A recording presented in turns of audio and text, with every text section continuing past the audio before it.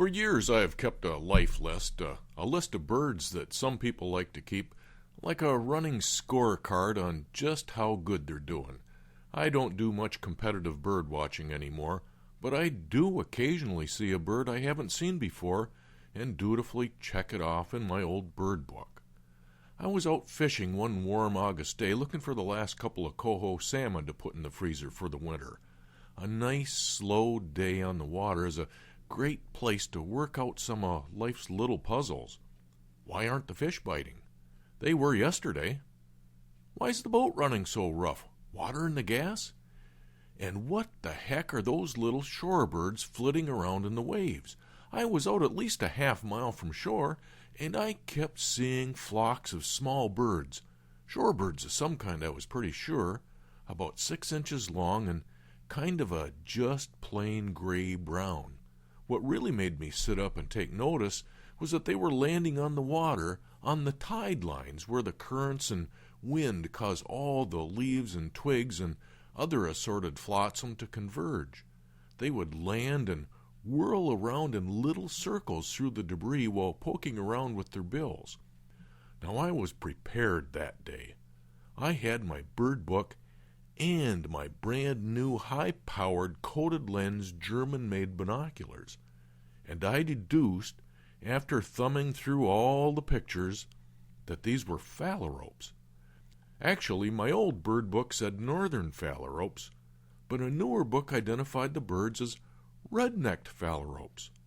That's because in the spring the birds, especially the females, have red neck patches. It seems ornithologists are never content to just let things be, and the folks in charge of stuff like bird names got together and decided to change its name.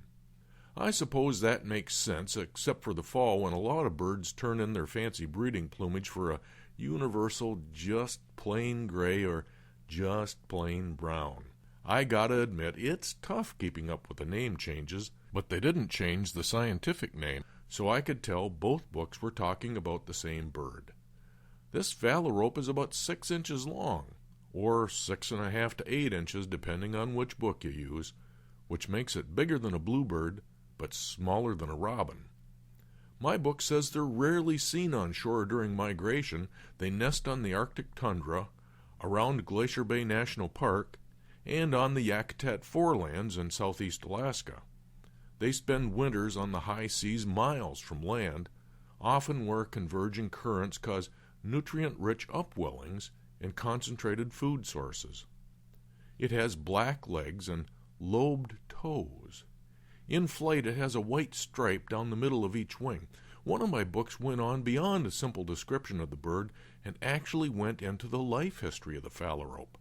Fun fact number 1 is that phalaropes seem to like swimming better than wading, and they pick up small creatures from the surface of the water, often while swimming in small rapid circles, creating little whirlpools, and then plucking insects, crustaceans, and plankton out of the vortex. They're known as pelagic shorebirds, meaning they spend most of their lives at sea. Fun fact number 2 is that the female is brighter colored, since she does the courting. She will sidle up to the male on the water, and if he turns away, she follows. Females pursue the males and will fight over a particularly desirable male. If he flies off to another pool, she's right behind him. Eventually, he accepts her, if he knows what's good for him. The male then builds the nest and sits on the eggs. The female defends its male from other females through incubation, but when the eggs hatch, the female will often attempt to go find another mate. When it gets too late to start another nest, the females begin to migrate south, leaving their mates to finish incubating the eggs and to tend to the young. And those wacky ornithologists decided to call this bird a red-necked phalarope? Go figure.